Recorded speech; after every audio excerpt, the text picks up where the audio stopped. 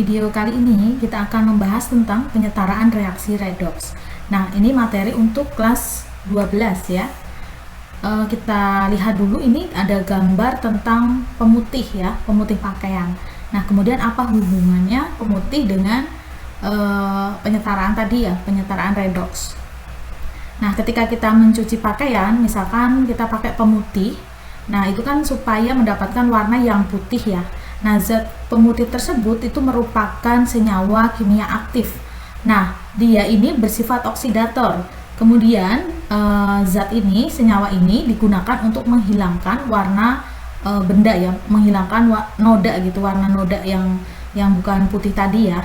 Nah, kemudian umumnya warna pada pakaian ini dapat hilang melalui reaksi redoks dengan menggunakan senyawa natrium hipoklorit NaClO dan hidrogen peroksida. Jadi nanti bisa kita lihat misalkan yang di rumah punya pemutih ya. Jadi nanti yang di rumahnya punya pemutih nanti bisa dilihat ya. Jadi biasanya di situ nanti ada kandungannya yaitu natrium hipoklorit. Nah, kemudian karena tadi disebutkan reaksi ini senyawa ini oksidator, kemudian di sini juga disebutkan terjadi proses reaksi redoks ya. Nah, kemudian di sini bagaimana reaksi tersebut dapat terjadi, kita akan bahas ya. Untuk penyetaraan reaksi redoks ini ada dua cara ya. Yang pertama dengan menggunakan metode bilangan oksidasi. Ini yang di video ini akan membahas ya. Jadi cara yang pertama dulu yaitu tentang metode bilangan oksidasi. Nah, untuk tata caranya, cara bilangan oksidasi ini ada beberapa tahap. Yang pertama, tentukan atom yang memiliki perubahan biloks dulu. Kemudian setarakan jumlah atom yang berubah biloksnya. Tentukan jumlah kenaikan dan penurunan biloks. Yang kelima, setarakan jumlah kenaikan penurunan biloks. Yang kelima, setarakan muatan dengan menambahkan jika dia asam maka ditambah H+ di muatan yang lebih kecil. Kemudian jika dia basa, kemudian dia ditambah OH-. Kemudian yang terakhir bisa juga ditambahkan dengan H2O untuk menyeimbangkan H dan O yang H atau OH- tadi yang sudah ditambahkan. Untuk lebih jelasnya, ini ada contoh ya. Yang pertama, ini contoh 1, setarakan reaksi berikut dengan metode bilangan oksidasi. Nah, kita mau menggunakan metode bilangan oksidasi, ini tahapannya ya. Yang pertama, kita menentukan atom yang memiliki perubahan bilangan oksidasi. Karena kita mau mencari siapa yang mengalami perubahan, berarti kita harus cari dulu biloks masing-masing unsur.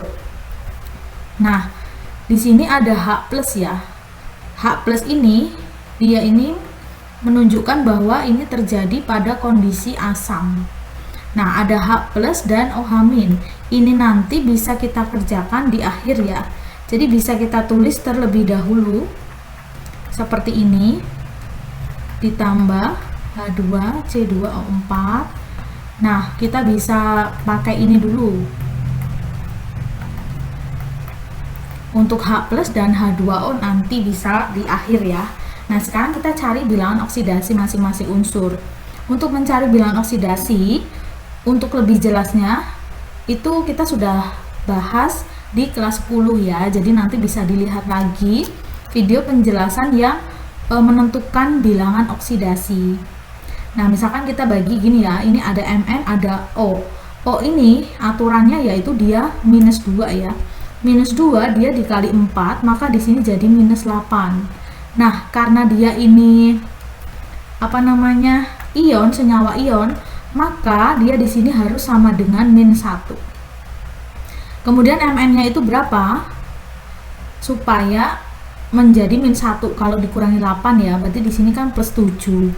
+7 itu untuk Mn-nya berapa? Karena di sini Mn-nya cuma 1, maka +7 kita bagi 1 yaitu +7. Kemudian kita cari yang selanjutnya ya. Ini -2 kali 4 jadi -8. H itu +1 kali 2 +2. Sama dengan, karena ini senyawa, kita bedakan ya. Ini sama ini kan dia beda tuh ya, yang satu tadi ion, yang ini tuh senyawa, maka di sini sama dengan 0. Kemudian C nya berarti di sini kan +6. Nah, plus 6 itu untuk 2C, untuk C2. Maka untuk 1C itu berapa? Plus 6 bagi 2. Maka di sini plus 3. Nah, kemudian di sini Mn2 plus. Mn2 plus ini kan ion ya. Ya, berarti biloxnya adalah plus 2. Ion itu sendiri ya. Kemudian ini min 2 kali 4 min 4. Ini kan senyawa ya, maka dia 0. Berarti C-nya plus 4 bagi 1 ya plus 4. Sekarang kita cari yang dia itu mengalami perubahan bilangan oksidasi. Kita kasih lambang yang berubah siapa? Kita lihat Mn dari plus 7 ke plus 7 ke plus 2. Kan dia berubah ya. Nah, terus sekarang kita cari lagi siapa yang berubah. Oh, tetap ya. Kita cari itu untuk satu atom. Jadi untuk masing-masing atom. O itu min 2, ini juga min 2, terus H itu plus 1. H di kanan belum ada ya. Kemudian C, kita lihat C, pasangannya siapa C? Nah, ini ya. Sekarang kita perhatikan sini. Nah, kita lihat lagi ya. Tadi kan kita udah menentukan atom yang memiliki perubahan bilangan bilox. Kemudian setarakan jumlah atom yang berubah biloxnya. Sekarang kita lihat atom ini jumlahnya sama tidak. Misalkan Mn di sini, Mn di kiri ini kan ada 1 ya. Di sini juga sudah 1. Nah, sekarang C di sini kan ada 2 di kiri. Di kanan C-nya itu baru 1. Maka kita setarakan. Di sini kan dibilang setarakan jumlah atom yang berubah biloxnya. Nah, C-nya di kiri 2, di kanan baru 1. Maka di sini kita kalikan dengan angka 2. Gitu ya. Nah, ini tolong diperhatikan ya, karena seringkali ini nanti jadi terlewat, jadi nanti jadi tidak benar ya. Nah, kalau sudah kita samakan, sekarang kita cari perubahannya. Tentukan jumlah kenaikan dan penurunan bilangan oksidasi. Sekarang kita lihat dia itu naik atau turun berapa ya. Yang Mn dari plus 7 ke plus 2, berarti kan dia turun bisa disebut juga dengan reduksi. Plus 7 ke plus 2 itu kan berarti turunnya 5 ya, reduksi 5. Kemudian yang C, nah tadi kan ini Mn ini sudah sama-sama 1, maka ya udah plus 7 ke plus 2. Nah, sekarang yang C kita perhatikan, plus 3 tadi ini kan untuk 1C, sedangkan C ini ada 2. Maka C ini kita kalikan dengan 2, plus 3 kita kalikan dengan 2. Maka di sini C-nya itu jadi plus 6. C-nya ini dari yang plus 4 itu untuk 1C, berarti untuk 2C itu berarti berapa? Plus 8. Begitu ya. Nah, kita cari perubahannya. Kita cari perubahannya itu bukan dari 3 ke 4, tapi kita cari perubahannya itu dari 6 ke 8. 6 ke 8 berarti dia naik ya. Naiknya sebanyak 2, maka kita tulis oksidasinya 2. Kemudian setelah itu gimana? Setarakan jumlah kenaikan. Jadi kita samakan kenaikan sama penurunannya. Tadi turunnya 5, yang ini naiknya 2. Maka kita kalikan, kita kali silang ya. Yang ini kita kali yang 5 berarti kita kalikan dengan 2. Yang 2 maka kita kalikan dengan 5. Oke, kalau sudah maka kita tulis lagi reaksi yang mula-mula tadi ya. Nah, ini kan masuk ke sini. Kita lihat ini ya. Ini kan tadi CO2-nya ada 2. Kita kasih dulu di sini 2, jadi reaksi yang tadi ya. Kemudian kita lihat yang MnO4 sama yang Mn ini kita kali dengan 2. Sekarang di sini kita kali 2, di sini juga kita kali 2. Terus yang ada C2 ini kita kali dengan 5, yang CO2 juga kita kali 5. Ini kita kali 5. Nah, yang ada CO2 kita kali 5. Kali 5 udah ada 2, berarti di sini bukan lagi 2, tapi di sini menjadi 10. Begitu ya, jadi CO2-nya menjadi 10 karena tadi sudah ada 2, terus dikali 5, 5 kali 2, maka di sini 10. Kemudian langkah yang berikutnya, setarakan muatan dengan menambahkan kalau asam ditambah H+. Sekarang kita lihat bagaimana hitung muatan. Nah, ini kita lihat terakhir dulu ya. Ini kita lihatnya fokusnya terakhir. Sekarang kita lihat muatannya, muatan di kiri. Kiri itu artinya kirinya ruas itu siapa? Ini kan. Muatan di kiri itu ada siapa aja?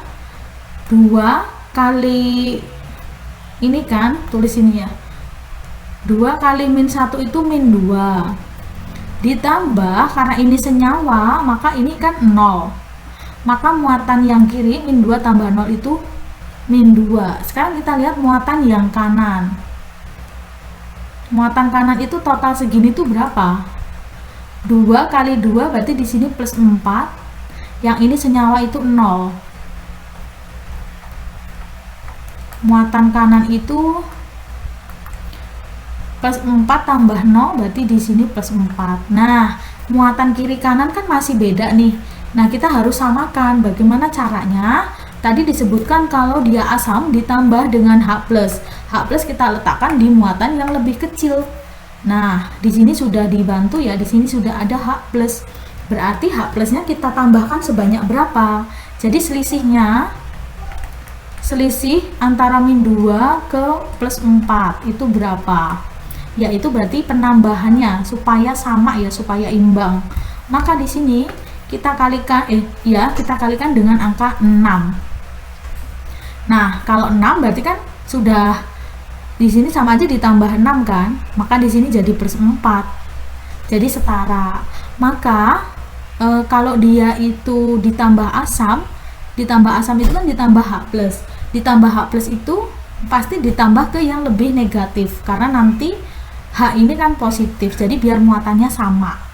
Kalau yang OH- itu nanti akan berlaku sebaliknya ya, karena OH itu minus, jadi kita kasih ke yang lebih positif.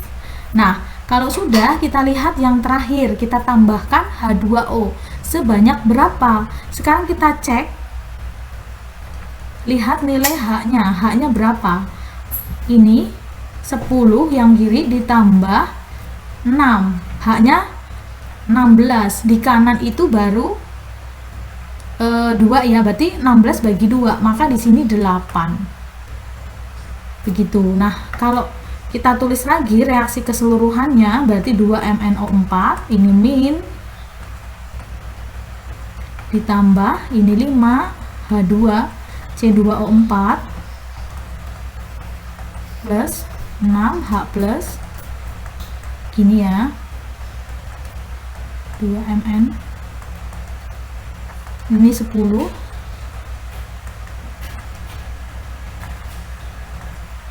ditambah 8 H2O. Kemudian kita bisa cek ulang ya, kiri kanan itu semuanya harus sama, atomnya, jumlah unsurnya harus sama, Mn kiri kanan harus juga harus 2, kiri 2 harus 2, C 10 di kanan juga ini harus 10, semuanya harus sama. Kemudian H nya di sini totalnya tadi berapa? 16, di kanan juga 16, O nya juga sama ya. Kemudian muatan juga sama. Nah, kalau reaksi kiri kanan jumlah unsurnya sudah sama, muatannya juga sudah sama, maka reaksi ini sudah setara ya. Jadi reaksi ini sudah setara. Nah, kita bisa cek di akhir apakah reaksi yang kita buat itu sudah setara dengan cara yang tadi ya, kiri kanan unsurnya harus sama dan muatannya juga harus sama. Nah, video selanjutnya nanti akan bahas tentang latihan soal ya. Ini latihan soal yang akan dibahas. Jadi di video selanjutnya nanti bisa dilihat di video selanjutnya. Terima kasih untuk video kali ini, mudah-mudahan dapat dipahami.